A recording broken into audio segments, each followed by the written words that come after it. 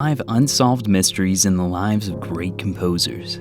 This list takes a chronological look at certain mysteries surrounding some of the greatest composers of music over the past few centuries. Number 5. Schumann's Cryptograms. It has been argued that Robert Schumann had a love for the mysterious that was reflected in his interest in cryptography, to the extent that many instances of musical ciphers can be found within his body of work. In the mid-1960s, writer Eric Sams published 2 extensive articles arguing that Schumann's work displays many signs of such codes and cryptograms, and others have noted examples elsewhere in his compositions, including allusions in his work Carnaval to the town of Auch, where his then-fiancée was in residence at the time of the work's composition. However, as Schumann did not leave notes discussing either the existence or the meanings of any of these alleged ciphers, the question of whether or not he intentionally used these mysterious codes is one to which we are unlikely to ever have a definitive answer. Number 4. Tchaikovsky's Demise. Pyotr Ilyich Tchaikovsky's death in 1893 was attributed to kidney failure, but the exact cause of this failure has long been a subject for debate. Some have argued that it was a consequence of cholera contracted from drinking a glass of infected water. Others have speculated that it was suicide or reckless behavior stimulated by a suicidal frame of mind, due to rumors that the Tsar was threatening to publicly expose one of Tchaikovsky's affairs. There are even those who argued Tchaikovsky may have been murdered as a consequence of this. However, it has also been pointed out that the rumors of suicide or murder only began to materialize a few weeks after Tchaikovsky's death, not in the immediate aftermath, and could therefore just be the result of gossip rather than substantial evidence. Nevertheless, it remains a source of speculation.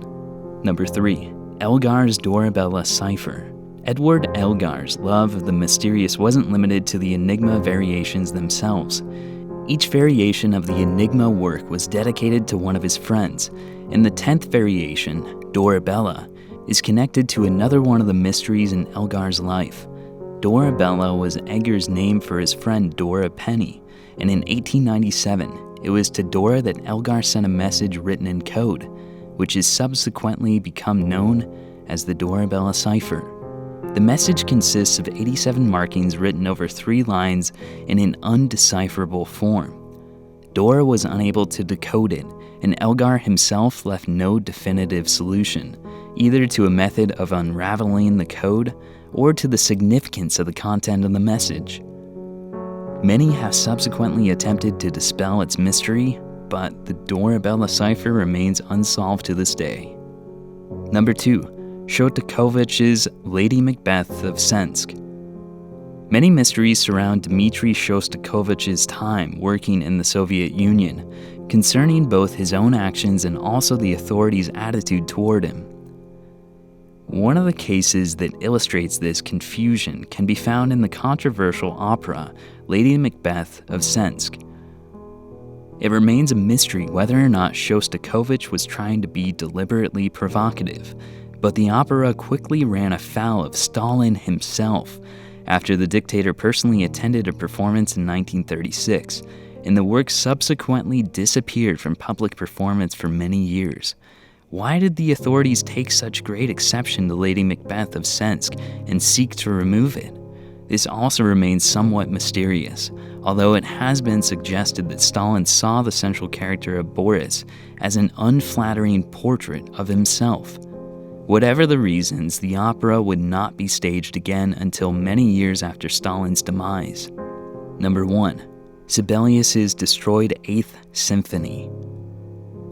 Jean Sibelius composed numerous works during his career which have received substantial attention, but there has also been a significant amount of critical discussion surrounding one work which never made it into the public domain, his 8th Symphony, which he seems to have destroyed. His wife stated that at some point during the 1940s, Sibelius burned several manuscripts at their home, and it has been assumed that the 8th Symphony was among those consigned to the flames. His reasons for doing so remain unclear. Was the work unusually personal in content and something he didn't ultimately feel comfortable sharing with the world? Or was it exceptionally radical in form, and Sibelius didn't feel ready to expose his experiments to the public?